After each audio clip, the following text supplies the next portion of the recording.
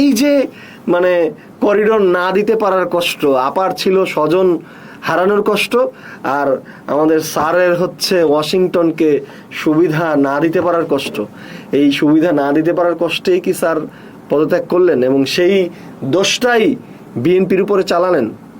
আসলে এই চাপাচাপি এগুলো খুব ন্যারো অ্যান্ড খুবই সূক্ষ্ম এবং খুবই মানে আমি বলবো যে চাইল্ডিশ, আসলে চাইল্ডিশ একটা সিস্টেম।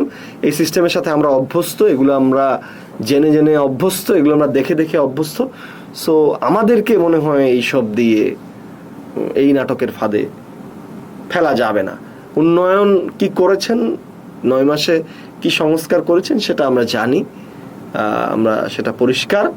সো এটা নিয়ে খুব বেশি আর কথা বলার নাই। এখন ব্যাপার হচ্ছে যে এই নির্বাচন নিয়ে মানে গণতন্ত্রের নিয়ে আমি সর্বশেষ একটা কথা বলে শেষ করব যে